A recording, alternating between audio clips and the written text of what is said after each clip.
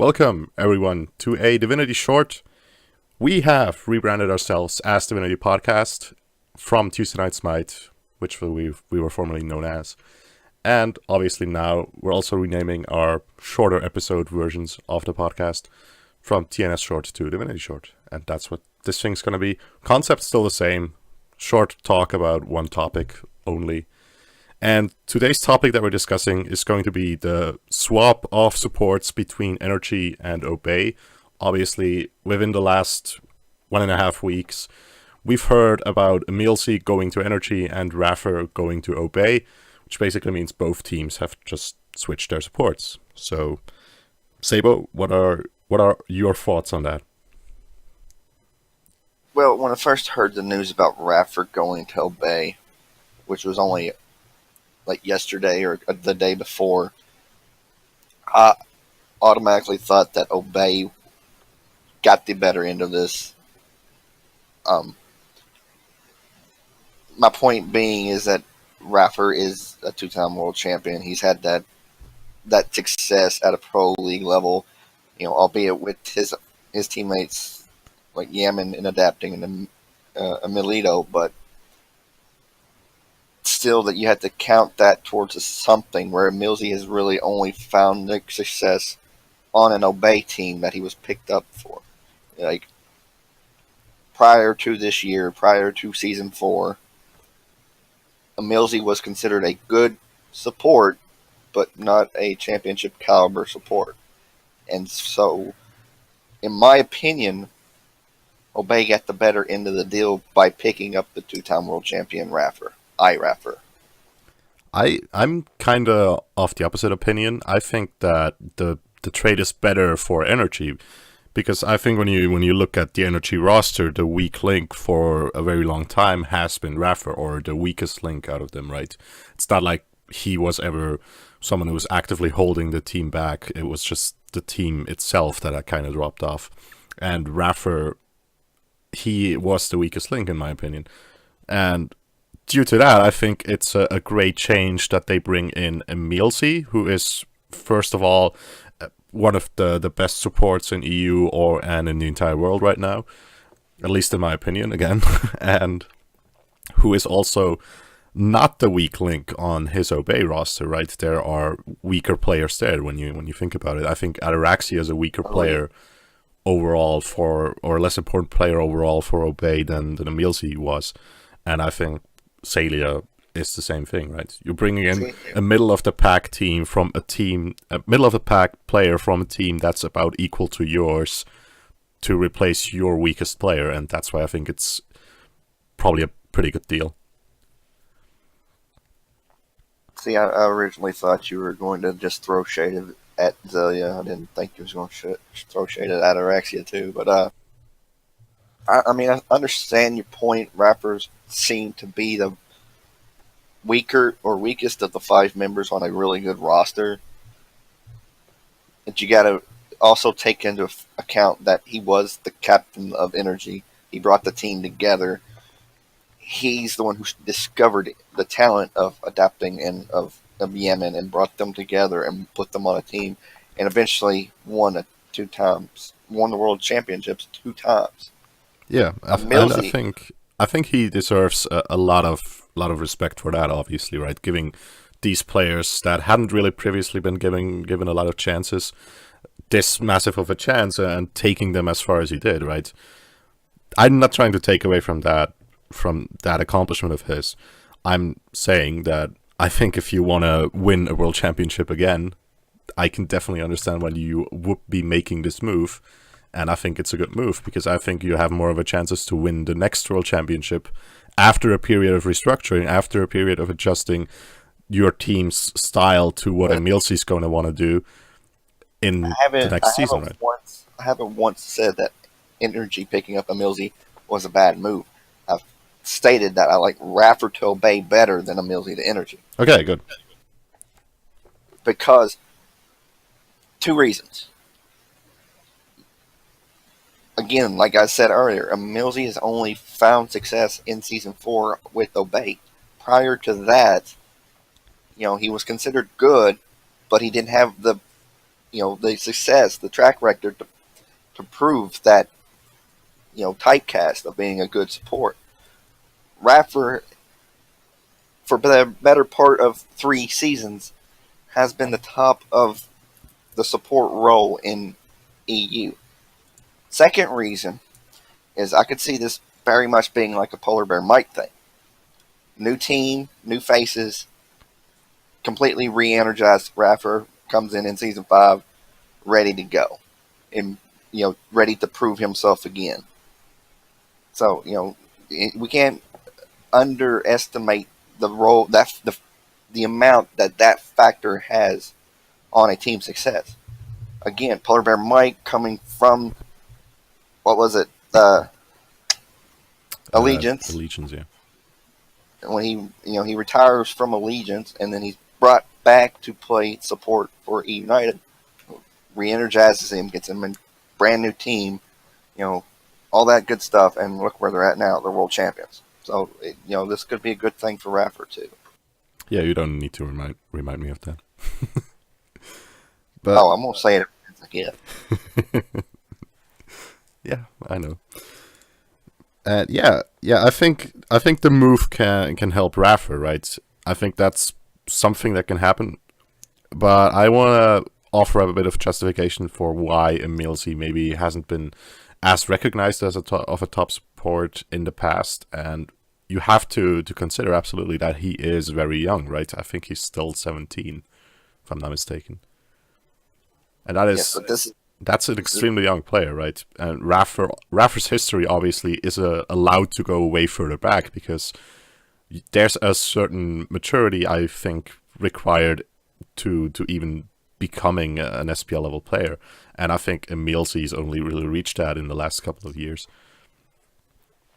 Well, see, he's only been in the league for a few years. This is going on. His season 5 will be his 3rd official season in the SPL. Am I correct? Yeah, I think so as well.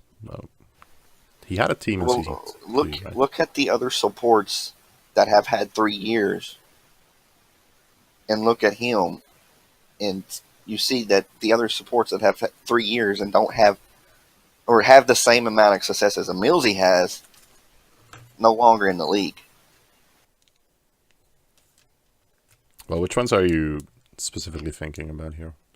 Kanye Life, Big Man Tings, even though he's still looking for a team. Officially not a part of the team right now, so he's officially out of the SPL. Go over to North America. You got guys like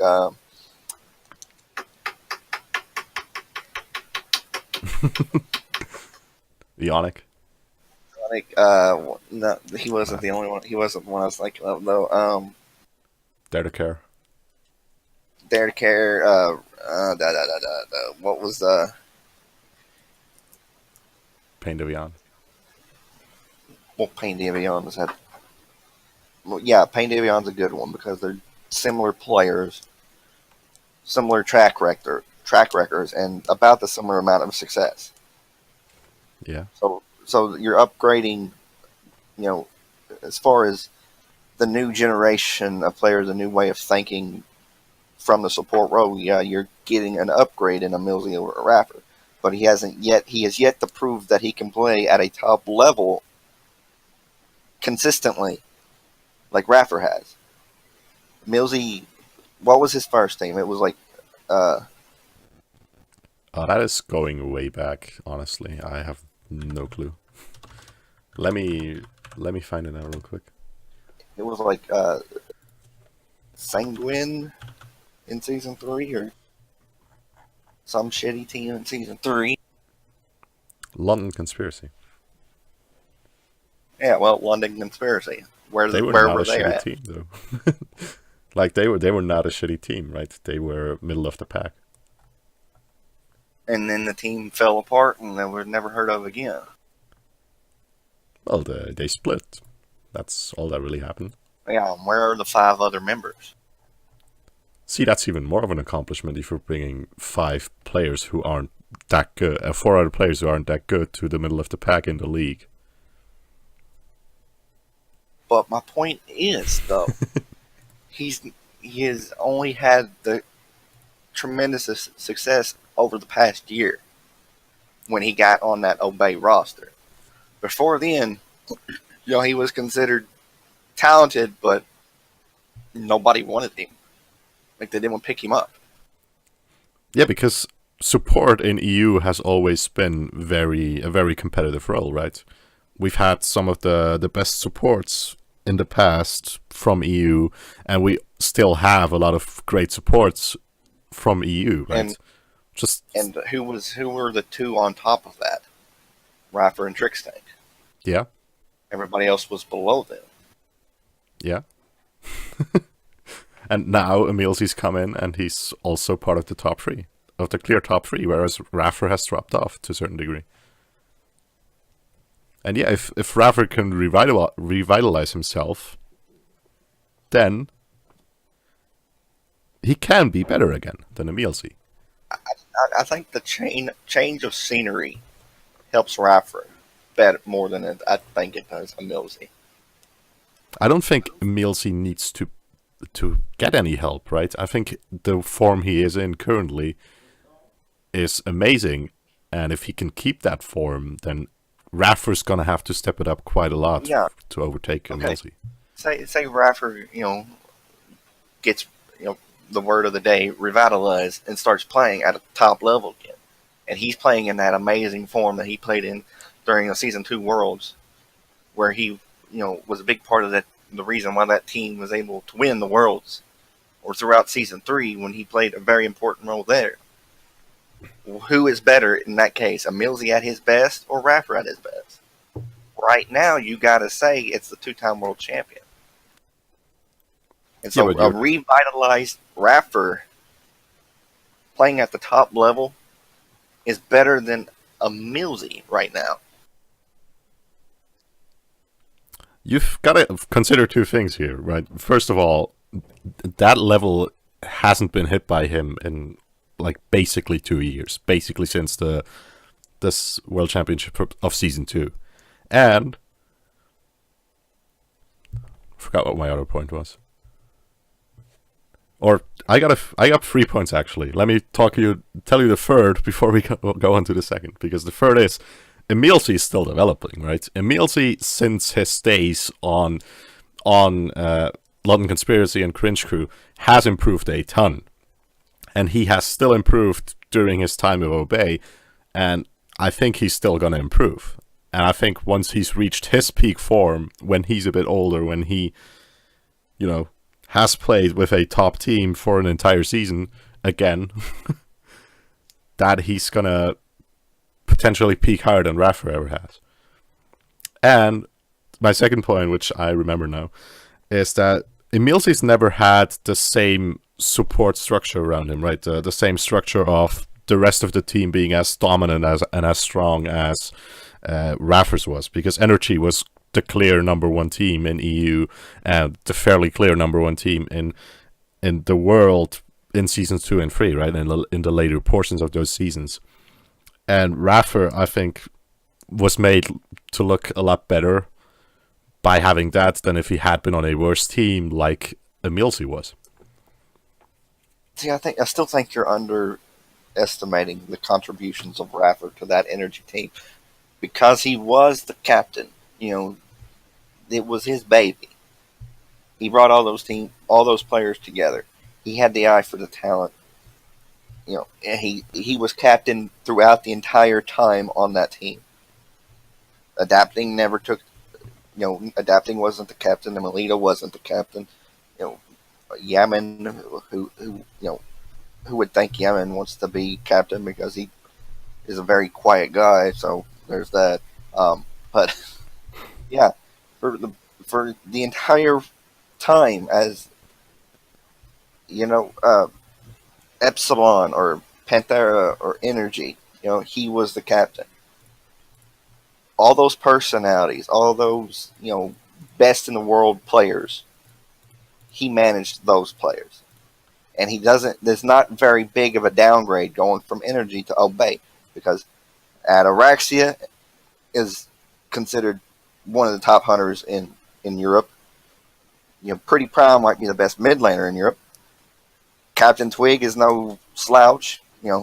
He may not be adapting at his top form, but Captain Twig is pretty damn good himself. And if it's not against Benji, Zelya's fine. Zelya's a great pick in Soul Lane if he's not playing against Benji. Yeah. So it's the same. He's in the same situation, but he gets a new environment to flourish in. And he's not the captain. Nate's the captain. Ataraxia is the captain. So he doesn't have all that pressure or all the responsibilities that a captaining energy does. Yeah, but I think going to energy is going to be a big chance for EmilZy to bring more of his strategic knowledge of the game into how the team's going to play, right? Because he is probably going to take a very big role in that regard, because he is filling in for iRaffer, like we said. And if he aims to take the same role, then I think he can do great things there, because he is. We always talk about him being a very cerebral player, right? Yeah.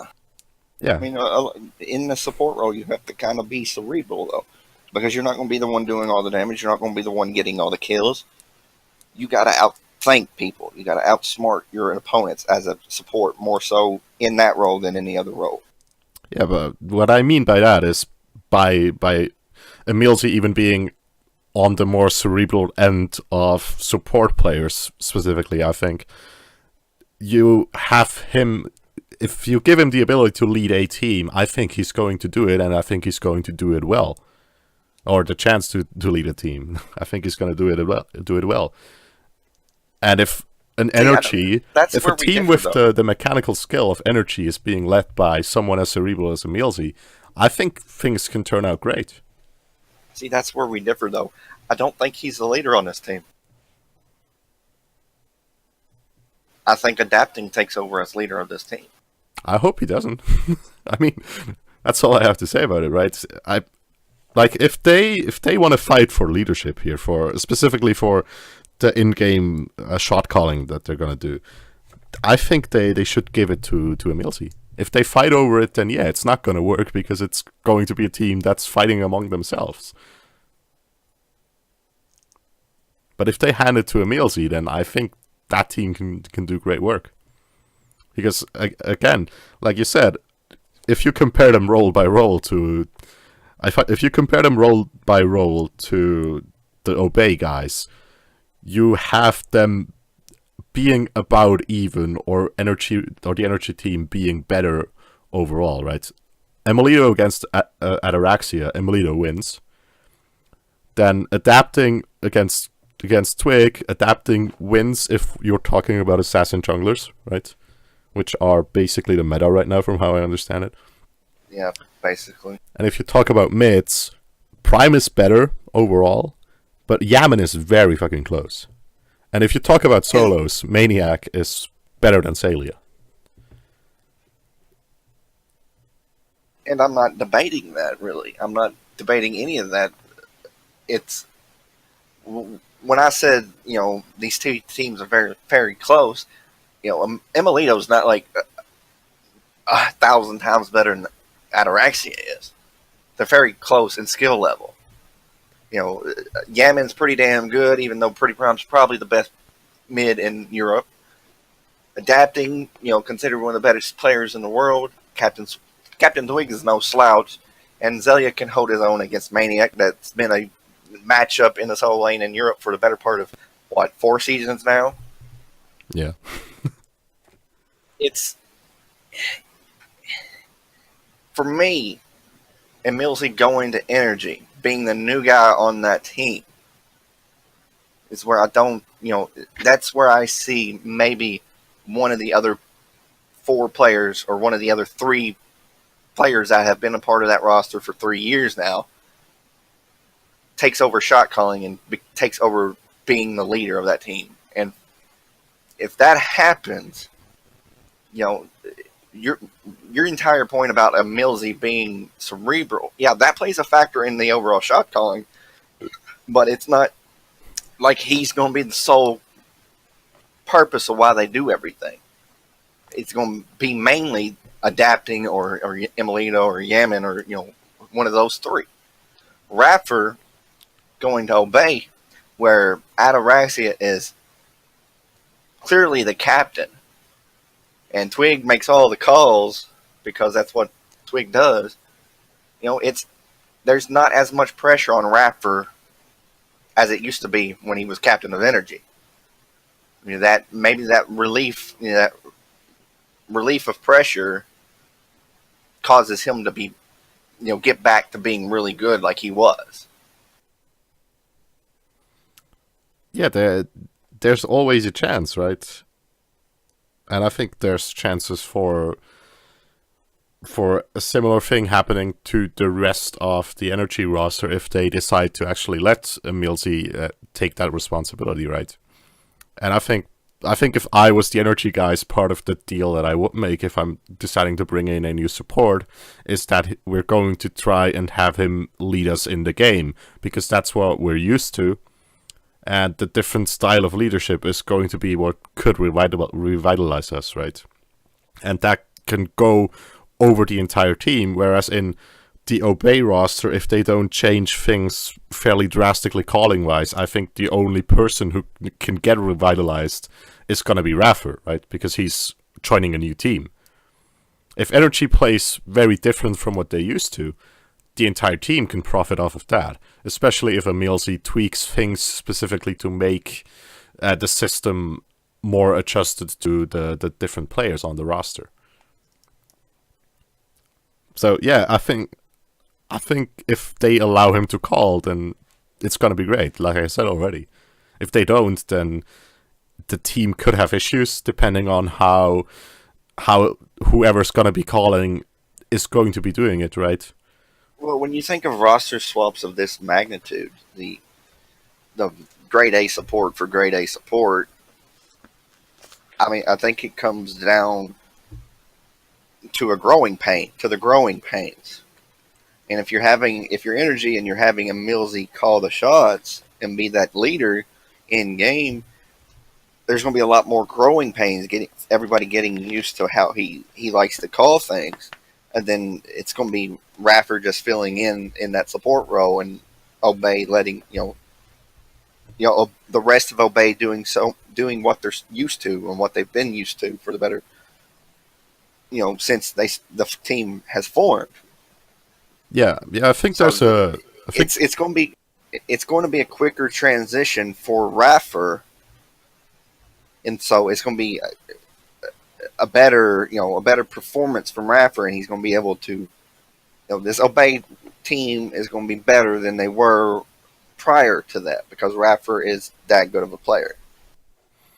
I don't necessarily think they're going to be better right off the bat, even, right? I think better than they used to be. It's not right off the bat. Neither team is going to be better right off the bat. This is going to take some time to get used to the new players. Yeah. Having a new shot caller like EmilZy is going to take a lot longer to get used to than Raffer just filling in that support role and letting Ataraxia be the captain and Twig, be the caller, and all that stuff Obey has already been doing for the better part of 2 years now. Yeah, that's not what I meant, right? I didn't mean like literally just instantly Obey being a better team. What I meant is it's gonna still take time for Raffer to get revitalized, right? To notice how things are different in his roster and how it's benefiting him and how it's giving him more confidence overall if they're starting to have success with it as well. And I think for Energy, it's going to take way longer, right? If you're changing the entire system of how you play and changing it potentially quite drastically, that's going to take more time to adjust to. I don't expect Energy to be a better team out of those two just right away if they're handing the shot calling to EmilZy, and just in general because they're going to have a new shot caller now.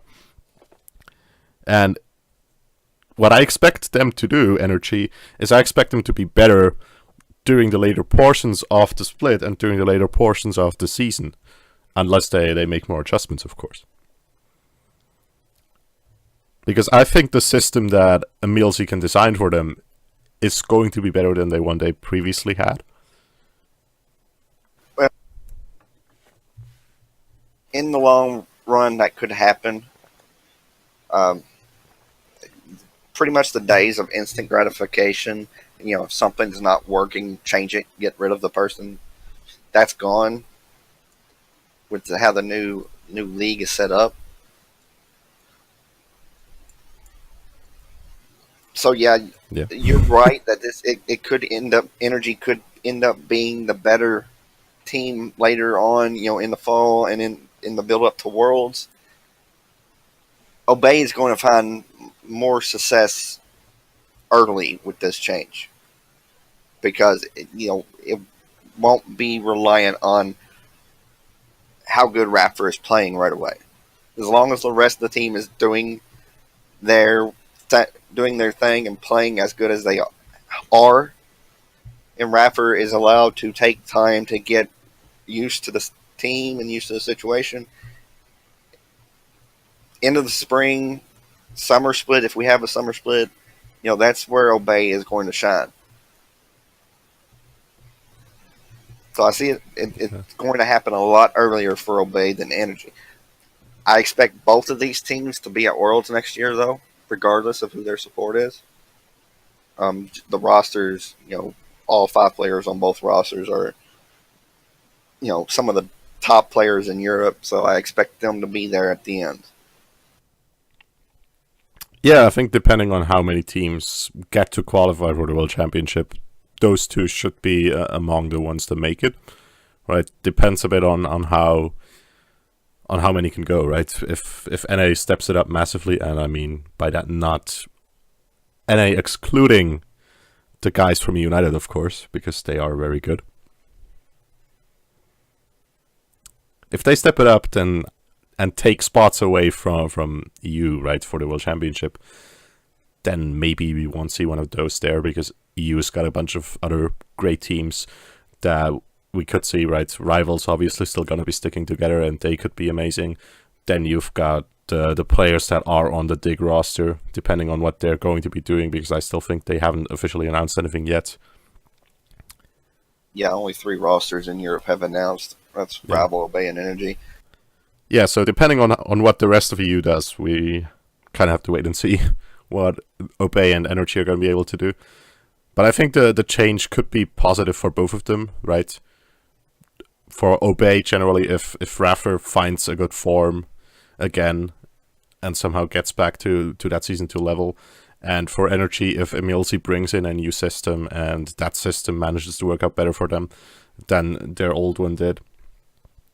I think that's kind of how it breaks down, right? Right.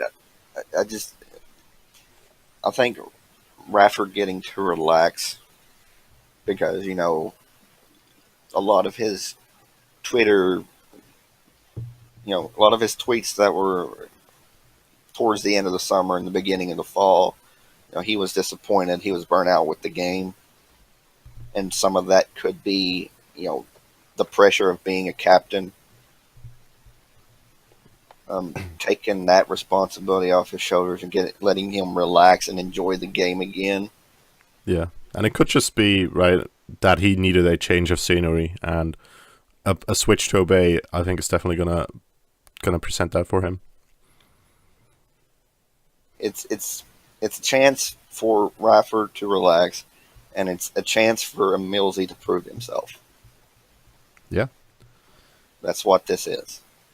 That's what it boils down to. Yeah, so another question, right? We already kind of talked about them being 2 of the top supports in EU, so I guess the questions really are necessary, but would you have preferred any other change from either of those teams instead of the one they did make? Specifically regarding the support role, assuming like both supports wanted to leave their respective roster. Like, this was a good swap for both teams. Again, like I said, top, all the 5 players on both teams are some of the top players in Europe. You can make an argument about Obey needing to let go of Zelia, but again, if it's not against Benji, who has a permanent residence in the mind of Zelia, I think Zelia is a good solo laner. You know, definitely reliable and good enough to be in that 16 solo lane pool. The pool of players that you get to pick from. Zelia is a good enough solo to justify having on the team.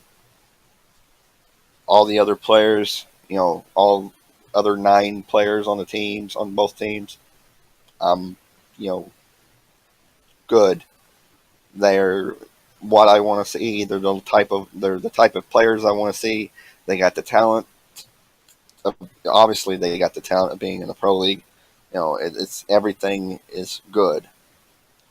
Even though you can make a case for Opay letting go of Zelia, but again, Benji is not a part of Europe. Zelia doesn't have to worry about it. Yeah, it's really just his style that just heavily counters Zelia, right? The rest of Europe doesn't really play with the same type of aggression from the solo lane. Like, not quite as aggressive as Benji does. And so for a lot of other solo laners, he is good enough to handle them and to prevent them from just snowballing the entire game, which is what Benji does. And yeah, I think Zelia, the argument can be made that he could be replaced, right? I'm looking specifically at variety, if you can get him in again, even though there might be some bad blood between them, you never know. If you can get him in to replace him, then I think it's an option you can and probably should go for. But outside of that, there's not too many free agent solo laners in Europe available, right? So finding a replacement for him, even if he is the weakest link on Obey, would be difficult. And obviously with Ataraxia's role as a captain, he is almost as irreplaceable to the Obey roster as iRaffer was to Energy, right? So it would be as big of a change as that. And also difficult again, because there's not a lot of hunters that are better than him, even though he's probably still one of the weaker links on this Obey roster. So yeah, there's not a lot of other options you would have for changes outside of switching those two supports, generally. I mean, Prime could go to Energy, which I guess would be a good change for Energy. Prime can go anywhere he wants to go. He's that good of a player. Yeah. He is probably the best mid laner in Europe right now. So he could have his choice to go wherever he wants to go. Except for maybe Dignitas, because Zyros is the captain of that team, or Zeros is the capital. Zeros is the capital of Dignitas. Captain of Dignitas, my mistake. So Dignitas is just a country now. Zeros is the capital. Yeah. And I guess I don't know where this metaphor goes. Outside of just Zeros being the capital. I mean, what would Arkle be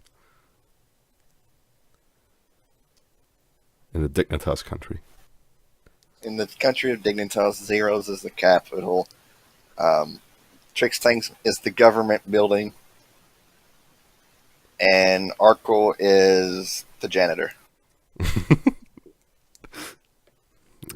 So I just want to point out what you're saying here, right? You're saying that Arkle is in Trixtank, is in Variety. No, not in Variety, in Zeros. Damn it.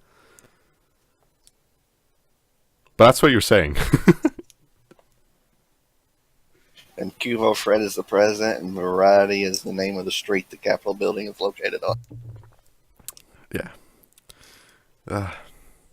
That's a terrible metaphor.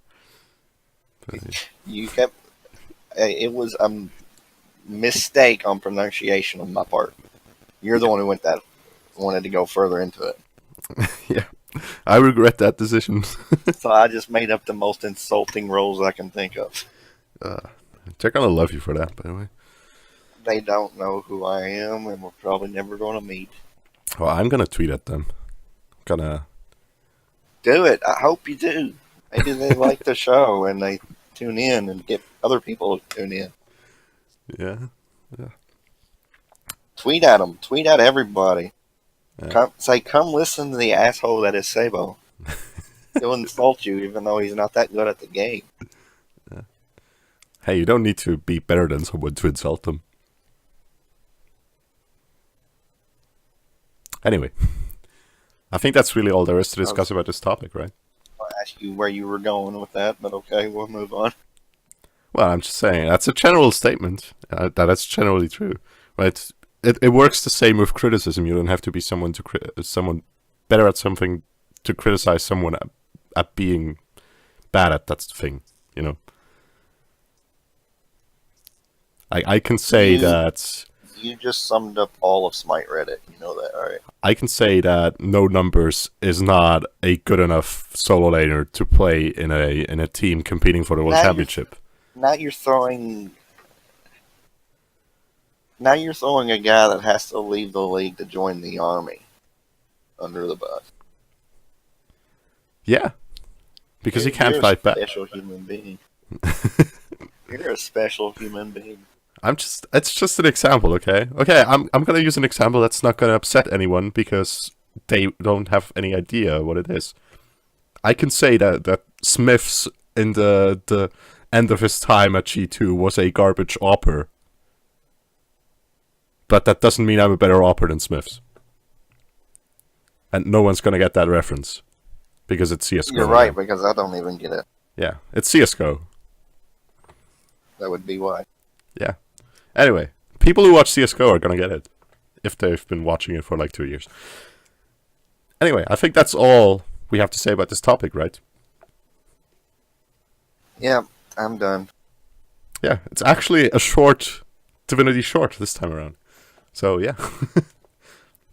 Short, Divinity short. That's...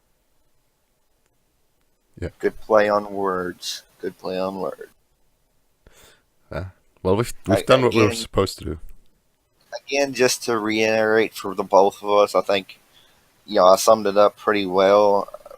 This is a chance for iRaffer to relax and get to enjoy the game again, and EmilZy to prove himself. I think that's both what we're both trying to say in this particular instance with this swap. Yeah. I think that's nicely summed up. Anyway, that was it from this Divinity short and from us, the Divinity Podcast team. Comment, like, subscribe, follow. You can also follow us on Twitter, now under the handle @Divinity Podcast. And thank you all for watching. Thank you, Sabo, for being here with me today. And with all that said, good night, good smite.